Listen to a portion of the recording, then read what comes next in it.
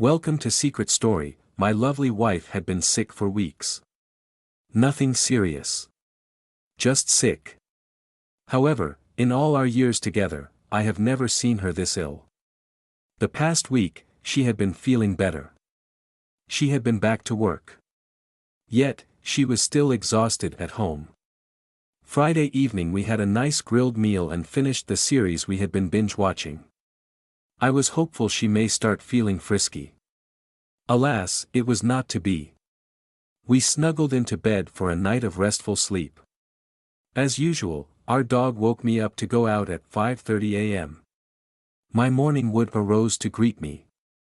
"Good morning, my old friend." As I got up, my love asked me to come back to bed and hold her. Upon returning, there was my beautiful wife, laying on her right side. She had kicked all of the covers off in our comfortable room. Of course, as I slipped into bed to spoon her, just wanted to comfort her. So, I got as close as I could and began to gently caressing her back and shoulders. Fingertip touches, lightly massaging her temples, scalp and through her hair, without pulling it. I felt her melt into my knowing touch and express a soft coo. My caressing continued down her shoulders. I continued, listening to her steady breathing, while taking care not to wake her. I spent the next half hour caressing all over her neck, back, upper thighs. As I continued to apply more pressure to her glorious cheeks, her steady breath quickened and she subtly pushed back into my hand. I've been at this for over an hour now. Of course. As my love stirred, I told her I'd be right back to hold her. And for her to take advantage of the vacant bed to get comfortable. After letting the dog out and making coffee, I returned to find her spooning the dog. I walked to her side of the bed to spoon with her. However, apparently she had other ideas. Since it had been so long, and she had been ill, I looked on the nightstand for some lube. I didn't want to irritate her. She opened her eyes. "You won't need that.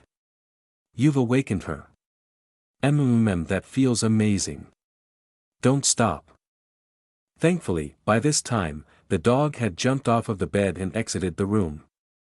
Casual encounter part 2, Alex, was all I managed to say, and I'm sure I barely whispered it. "Well, Alex," he said, "I think I owe you, and I hate to be in anyone's debt." He leaned in close and guided me toward the rear of the car and rows of empty seats. I watched as his gaze lingered on me a beat too long. Those gorgeous pool-colored eyes slowly traced the curve of my neck, and I tried to figure out what he was seeing. Then he pulled me to a seat, and I forced myself to coyly look away as if I needed an escape.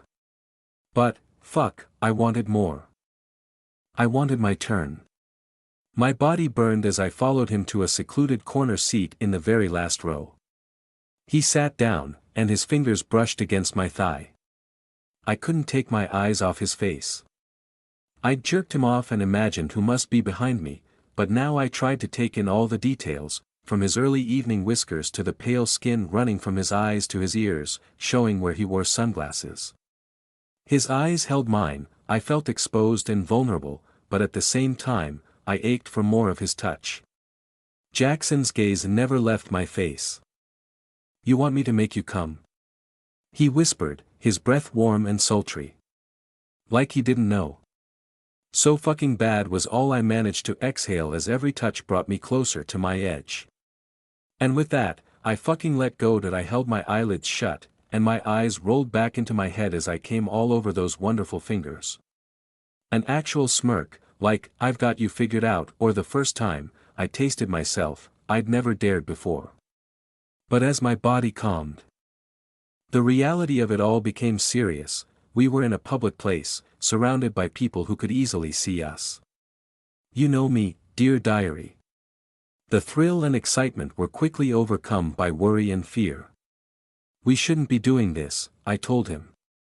"We're not," he said. "We already did." "Don't live in the past," he replied with a shit-eating grin.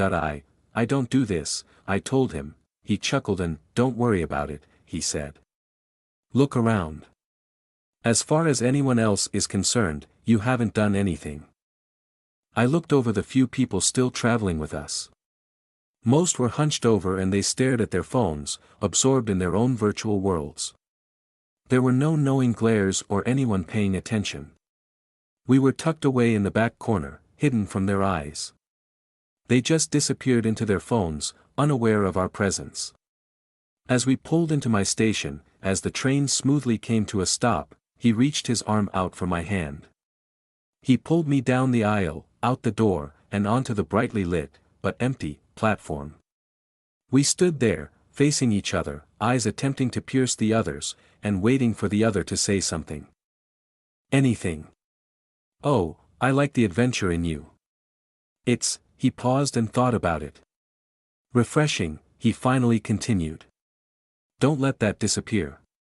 Now, how the hell do you respond to that? I'm still shocked at all of that, but I was absolutely speechless then.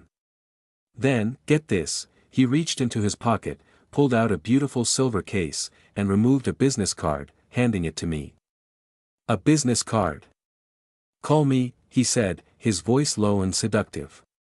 It felt so light, but important. I'm not sure I've received one before. Do people still use them? What was I to do? I simply smiled back at him and slipped it into my purse. As I watched him, he turned and quickly crossed back onto the subway, just as the doors closed. I was left there with nothing but questions. Who was he, really? Why had I pressed back or reached around? Jackson Dempsey, headhunter, Talon Talent Acquisition, it says on the card, written in a beautiful calligraphy font. Maybe he can use that talent on me again.